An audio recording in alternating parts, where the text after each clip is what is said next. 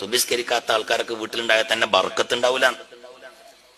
ചില ആൾക്കാർ ഇങ്ങനെ പരക്കം പായാണ്, മുലിയാന്മാരെടുത്തും തങ്ങന്മാരെടുത്തും എന്നിട്ടുള്ള ഏലസ് മുഴുവനും വാങ്ങി പൊരന്റെ 4 മൂലയെ കുഴിച്ചിടുകയാണ്. എന്നിട്ട് ഇവന്റെ പണി എന്താണ്? സുബിക്ക് ഇങ്ങനെ കടന്നുറങ്ങുക.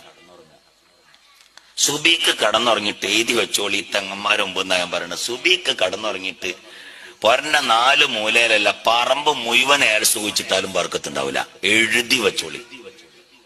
ഞാൻ ഏലസിനെ എതിർക്കല്ല, ഏലസൊക്കെ നല്ലതൊക്കെ തന്നെയാണ്, ഏലസിനെ ഞാൻ എതിർത്ത് പറയല്ല. പക്ഷെ അത് സുബഹി നിസ്കരിക്കാത്ത വീട്ടിൽ കുഴിച്ചിട്ടുകൊണ്ട് ഒരു ഫലവും ഇല്ല. നിങ്ങൾ വിചാരിക്കേ വേണ്ട. സുബഹിസ്കരിക്കാത്ത, സുബഹി നിസ്കരിച്ചാൽ തന്നെ അവൻ അള്ളാഹുവിന്റെ ദിമ്മത്തിലാണവൻ.